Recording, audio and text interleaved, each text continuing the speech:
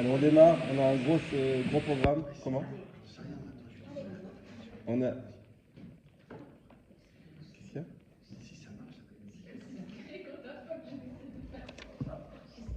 Je sais pas. Ok. Alors, donc Bezrat Hashem, on va faire le shiur, Léon Nishmat, Mordech et son papa, David Akohen. Mordechai ben David Akohen. Donc, on va parler de Pekoudé, et ensuite on fera la faute de Pessah. On va démarrer suite à la question de Joyce, c'est que en fait tout le monde a savoir comment ça va se passer cette année Pessah avec toutes les particularités qu'il y aura. Voilà. Alors, Pekoudé, on s'est posé la question avec Eliaou, est-ce qu'on parle de la paracha ou pas? Et c'est vrai que Pekoudé, c'est une paracha qui est très délaissée. Pourquoi? Parce qu'elle est souvent avec Vayakel. Vayakel et Pekoudé sont souvent dans la même semaine ensemble. Donc du coup, on parle beaucoup de Vayakel et très peu de Pekoudé, comme s'il y avait Vayakel en premier. Et à part ça, elle tombe toujours dans la période de Pessah. Et ce qui fait qu'on privilégie toujours Pessah. Donc j'ai dit, ça vaut le coup quand même de parler un peu de Pekoudé, même si on va faire l'essentiel du shiur sur Pessah. Mais voilà, on laisse pas Pekoudé. Alors Pekoudé, c'est quoi? Là, on arrive, donc c'est la dernière paracha du Sefer Shemot. On a parlé depuis Teruma de la construction du Mishkan. Pekoudé, c'est les finitions. C'est la toute fin de la construction du Mishkan. C'est quand on va mettre en place Aaron à Cohen, qui a déjà été nommé avant. Mais là, on va le mettre en place. On va oindre le Mishkan.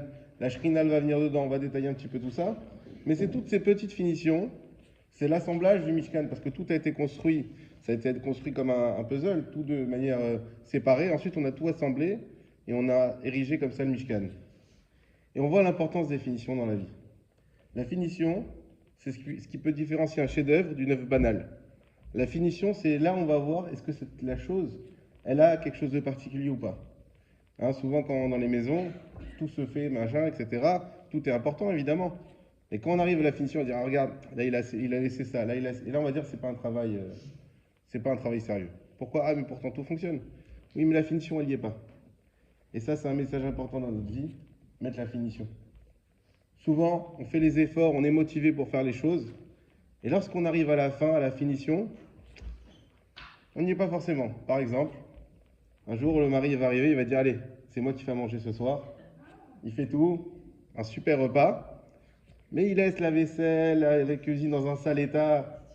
Il dit, ah bon, c'est déjà pas mal que tu as fait à manger, c'est déjà bien, tu nous as fait un bon plat. Mais si tu avais fait la finition, on s'est arrivé la cuisine tout nickel, comme un vrai chef, ça fait la petite chose en plus. Alors, peut-être l'épouse ne va pas lui dire, parce que déjà, ça ne veut pas le contrarier, mais la finition. Et toujours dans ce qu'on va faire dans notre vie, la finition, même dans les études. Donc, quand on passe dans les études, il y a connaître, et il y a les petites heures de la fin qui permettent d'être plus fort que les autres, qui permettent de maîtriser son sujet. Même quand on prépare un shiur Torah, il y a le shiur Torah, et il y a ces petites questions-là, qui sont pas, on n'est pas obligé de les élucider pour faire le shiur. Mais si on veut les élucider, c'est ça qui va prendre le plus de temps, et ça qui va permettre de maîtriser son shiur. Dans toutes les choses, la finition, elle est primordiale. Et ça, c'est la paracha de Pekoudé, oui. En fait, celui qui a étudié 101 fois sera plus fort que celui qui a étudié 100 fois. Zach ou Baruch. Voilà, on voit quelqu'un qui vient au cours et qui révise. Voilà.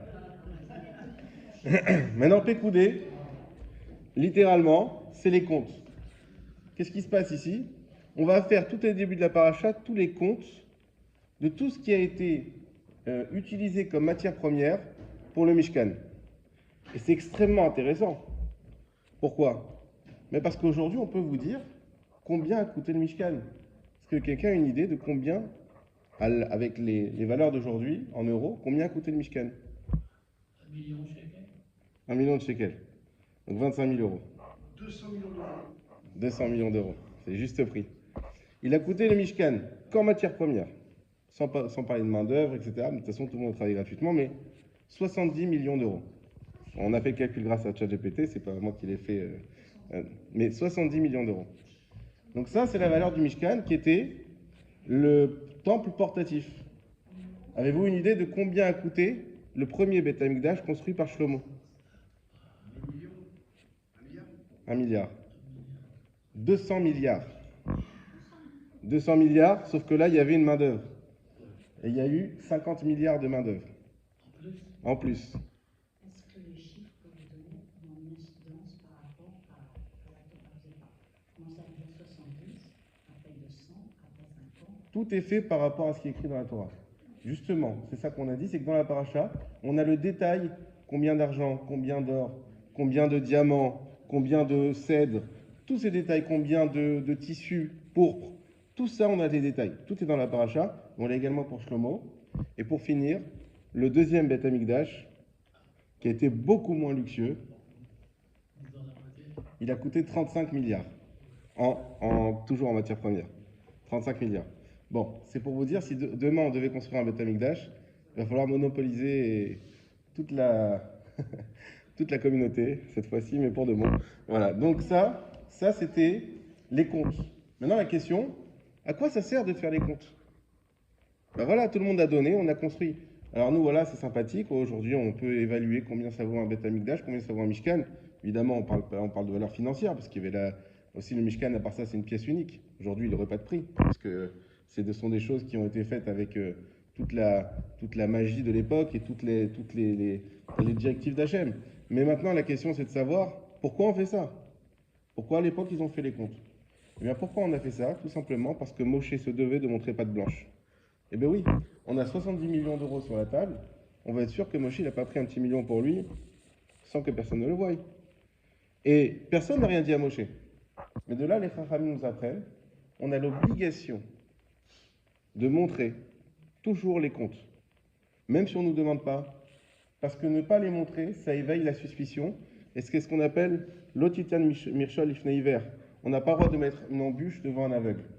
N'importe qui chez qui on ne montre pas les comptes, et bien à ce moment-là, peut-être qu'il peut nous faire confiance, mais peut-être qu'il peut avoir des suspicions, et ce sera notre faute s'il y a des suspicions, pas de la sienne. On ne peut pas dire non, tu as un esprit tordu, c'est ta faute. Non, c'est notre faute à nous, parce qu'on aurait dû montrer jusqu'où c'est possible, bien sûr. On ne peut pas toujours tout montrer, mais tout ce qu'on peut montrer, il faut le montrer.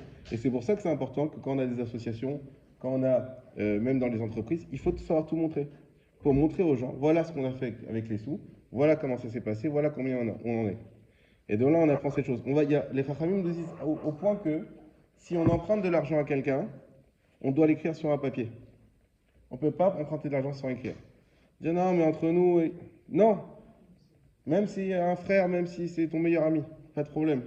Tu écris sur un papier, et au moins, il n'y a pas. Je ne me rappelle plus si je t'ai remboursé ou je ne t'ai pas remboursé. On l'écrit. Et on l'écrit, le jour où il te rembourse, tiens ton papier, on le déchire. Même entre nous, il n'y a pas de problème. Parce que justement, on veut faire les choses comme il faut et qu'il n'y ait jamais de la suspicion qui reste.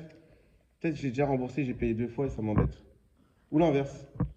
Ah bah, non, bah tu sais quoi, c'est pas grave, pour 200 shekels. Et puis, tu te rends compte, j'ai pris 200 shekels, il ne m'a jamais rendu. J'ai pas voulu faire d'histoire, mais. Alors, on écrit tout. Et on fait tout. Et comme ça, il n'y a aucun problème. C'est l'écrit qui compte. C'est l'écrit qui compte. C'est l'écrit, oui, exactement. Ça, vous le savez bien. Les paroles s'envolent. Ça, c'est les comptes. Et d'ailleurs, Moshe Rabbeinu, quand il a fait les comptes, il a eu un petit souci. Il lui manquait 1775 cycles d'argent, l'équivalent, puisqu'on y est, de 20 000 euros. Où sont passés? Il a réfléchi en faisant les comptes. Non, s'il me manque, il faut absolument que je sache d'où ça vient. Hachem l'a aidé à trouver. C'était des crochets qu'il y avait sur les piliers, des crochets en argent. Et il les avait oubliés, ces crochets-là. Il dit, ah voilà, c'est bon, ils sont là. Et comme ça, Moshe a pu faire au centime près les comptes du Mishkan et montrer tout ce qui a été utilisé, tout ce qui a été donné au Klal Israël, par le Klal Israël, au Mishkan, où il a été utilisé et combien, etc. Donc là, on a tous les comptes du Mishkan. Mais, oui. Quand il faisait donc, le Mishkan, chacun apportait Terouma.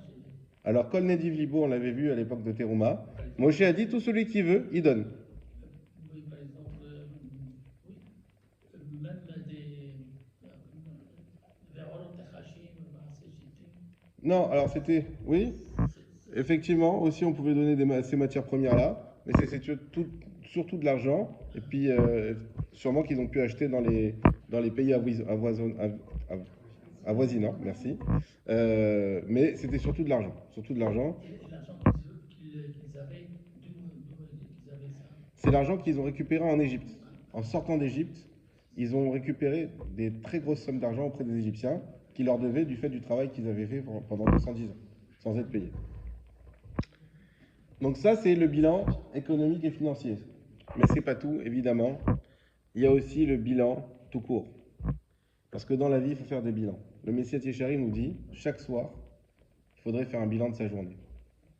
Et réussir à prendre du recul. Et se dire, qu'est-ce que j'ai fait de bien, qu'est-ce que j'ai fait de mal. Dans ce que j'ai fait de mal, pourquoi je l'ai fait? Qu'est-ce que je peux faire pour ne pas réitérer ce mal le lendemain? Et dans ce que j'ai fait de bien, est-ce qu'il n'y a pas du mal qui s'y cache aussi? Est-ce que j'avais une bonne intention? Et pareil, bien essayer de prendre ça avec le plus d'objectivité possible, avec le plus de recul possible, et d'être capable de faire mieux chaque jour. Et pour ça, il faut faire un bilan.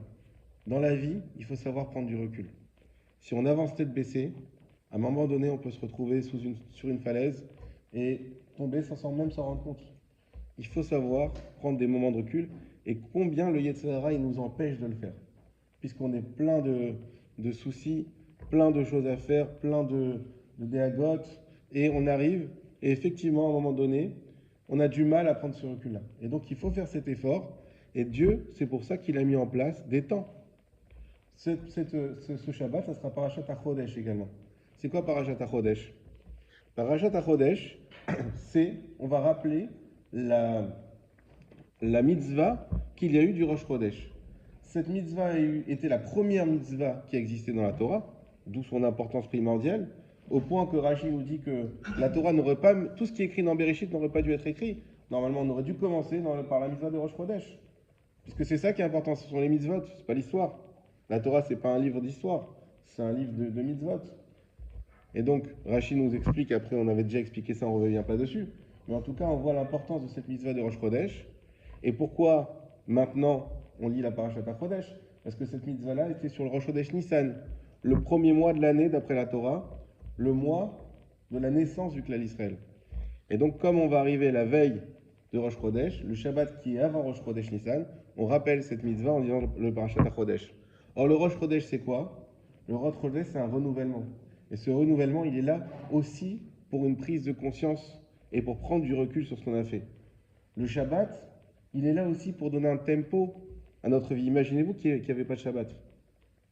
Déjà que les semaines, elles passent vite, mais s'il n'y avait pas de Shabbat, mais il n'y aurait plus rien, il n'y aurait presque plus d'existence. Si on n'avait pas cette possibilité d'avoir ces repères temporels qui nous permettent de faire ces bilans-là, qui nous permettent de nous retrouver en dehors de toutes les tracas de la vie, et on serait pris dans un tourbillon infini. C'est ça la bonté du Shabbat. Et tout ça, Hachem, il a mis en place, et bien sûr, vous le savez bien, Rosh Hashanah. Une fois par an, ça c'est le grand bilan. Il y a les petits bilans, et il y a le grand bilan de Rosh Hashanah. On y reviendra, Hachem, bientôt. Donc ça, c'est Pekoudé, la deuxième façon de voir Pekoudé, de voir les comptes. Donc, dans cette paracha, on commence à nous parler des comptes, comme on a dit, et on nous parle aussi de Betzalel. Betzalel, qui était l'arrière-petit-fils de Myriam, et donc qui a été le maître d'œuvre du Mishkan. Et on nous dit quoi? On nous dit que Betzalel a fait comme Hachem l'avait ordonné à Moshe. On ne nous dit pas que Betzalel a fait comme Moshe lui avait ordonné à lui. Pourquoi nous dire ça? Parce que Betzalel était tellement ingénieux qu'il n'a même pas eu besoin que Moshe lui retranscrive tout dans l'intégralité. Bien sûr, Moshe lui a fait un topo de ce qu'il fallait faire, mais lui-même arrivait à récupérer l'information par son génie directement de ce qu'Hachem avait dit à Moshe sans que ça lui ait été retransmis. Au point même qu'il a réussi à contredire Moshe et à avoir raison. Puisque Moshe lui a dit, tu construis d'abord les kelim du Mishkan et ensuite tu construis le Mishkan. Et Betzalel lui dit, non, c'est pas comme ça qu'il faut faire. D'abord les Mishkan et après les kelim. D'abord on construit une maison et après on la meuble. Et Moshe a réfléchi, tu as raison, c'est ça que Dieu m'a dit. Bravo. Il était capable d'être encore plus ingénieux que Moshe qui lui-même avait reçu l'information par Akash Baruch Hu. Ça, c'est la force de Betzalel. Ensuite, on continue la paracha. Il y a quelque chose de magnifique qui arrive sur la fin de la paracha. C'est que Moshe va bénir le clan Israël. Je ne sais pas si ce n'est pas la seule fois où on voit ça dans la Torah, à part bien sûr dans la dernière parashat Haremot, où là, on a Vezot HaTorah, Vezot HaBeracha. On a toutes les brachot pour chaque shifté Israël, chaque tribu d'Israël. Mais là, on a une bracha générale. Moshe bénit le clan Israël. Et il faut savoir qu'on est dans une situation où c'est très tendu entre Moshe et le clan Israël. Il y a eu le veau d'or, il y a eu des morts qui ont été tués par des meurtres fratricides, il y a eu des meurtres fratricides entre le clan Israël qui ont tué ceux qui ont fait le veau d'or. Il y a eu une situation où Moshe n'était même plus visible par les autres, comme on l'avait déjà expliqué, il rayonnait tellement il y avait une différence de doucha entre lui et les autres dû au veau d'or. Et à ce moment-là, enfin le Mishkan se finit. On arrive justement sur ces finitions dont on a parlé au début du cours. Et là, Moshe bénit le clan Israël. De quoi les a-t-il bénis? Rashi nous dit Yiratson shetashra shrina be mea yedechem. Bemaase yedechem. Et il leur a dit que soit rempli de sainteté, de shrina, de présence divine, toute l'œuvre de vos mains. Et ensuite, il continue. Et en réalité, c'est le Teilim Tzadik qu'on retrouve, Tefila les Moshe, qu'on lit le Shabbat. C'est quoi cette Tefila les Moshe? C'est toute la bracha que Moshe leur a fait à ce moment-là. Alors pourquoi Moshe il était pris cet élan de bracha à ce moment-là? Il y a plusieurs réponses. La première, certains nous disent que la seule raison pour laquelle Israël a pu être choisi pour sortir d'Égypte, malgré tous leurs avérotes, c'était parce qu'ils allaient construire le Mishkan. Et donc c'est ça qui a enfin valorisé et justifié leur présence à ce moment-là. Deuxième raison, c'est parce que le Mishkan, et ça c'est quelque chose qu'il faudrait développer peut-être une prochaine fois, le Mishkan a été construit exactement comme le monde. Le Mishkan était un petit monde. Et on apprend des psukim, il y a une analogie qui est faite. On voit que toute la manière dont Dieu a créé le monde, le clan Israël a créé le Mishkan. Et donc on a eu une symbiose parfaite dans la création entre Dieu et l'homme. Et sur ça, Moshe a béni pour parfaire cette symbiose. Et enfin, parce qu'on voit ici la force et le pouvoir de l'action. Le Torah de Shlomo nous dit, qu'est-il dit au sujet de l'homme qui craint Dieu? Dans le Télim, on dit, Ashrei Aish ireh et Hashem.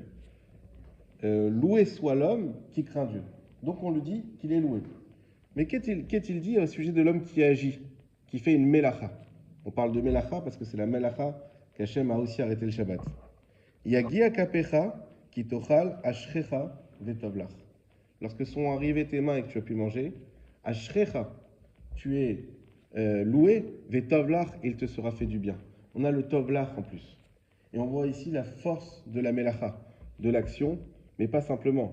L'action, c'est un travail qui va être fourni. Et le Mishkan, ce n'est pas une étude de Torah, c'est une melacha, mais une melacha qui est en concordance parfaite avec Hachem, comme on l'a expliqué. Et enfin, à la fin de la paracha, on arrive à une situation où Moshe, il a un peu de peine. Parce que Moshe, il aurait voulu être le Kohen Gadol. Alors il va devoir oindre Aaron et ses enfants, sauf que Moshe, il aurait dû être le Kohen Gadol. Et comme on l'avait expliqué, sur ceux qui s'en rappellent, c'est lorsqu'il y a eu l'échange avec Hachem, le premier échange avec le buisson ardent, où là il a dit mais non, je ne veux pas, il a un peu accusé le clan Israël, il a perdu son mérite, et Dieu lui dit, tu vas aller voir ton frère, il est sur la route. Pour lui dire, tu as perdu ce rôle-là que tu aurais dû avoir, il sera donné à ton frère Aaron. Mais n'empêche que Moshe, il était quand même content pour son frère. Et Hachem lui a consolé quand même avec une chose, il lui a dit, tu sais quoi? Toi, tu n'as pas pu avoir la Keuna, toi, tu n'as pas pu construire le Mishkan, parce que Moshe n'a pas construit. C'est Betzalel et d'autres, mais Moshe n'a pas construit le Mishkan. Par contre, je vais te donner le travail d'achèvement. On va t'amener toutes les pièces du Mishkan, et c'est toi qui vas les emboîter les unes dans les autres pour que le Mishkan prenne forme. À ce moment-là, Moshe pose une question à Hachem, mais comment je vais faire? Le Mishkan, ce sont des pièces qui sont très très lourdes, impossibles à prendre. Dieu lui dit, ne t'inquiète pas, fais-le. Moshe le fait, et ces pièces-là sont manipulées comme si c'était des ballons pleins d'air, et en réalité, ils se mettent presque en place toutes seules, et Moshe, il parchève comme ça la construction. Et comment se finit la paracha? Eh bien, il écrit que la Kedusha et la Shrina est venue emplir, le Kavod Hashem littéralement, est venu emplir le Mishkan, et à ce moment-là, plus personne ne pouvait rentrer, et tout le monde voyait la présence d'Hachem dans le Mishkan. Et c'est comme ça qu'on termine la paracha, et on nous dit que le clan Israël va pouvoir continuer à avancer dans le désert grâce à cette présence divine qui va les guider. C'était sous forme de nuée, Mais bon, on n'y était pas, il faut essayer de comprendre. Voilà, Chazak, c'était un petit peu court, mais c'était sur la paracha. Et maintenant, on va attaquer.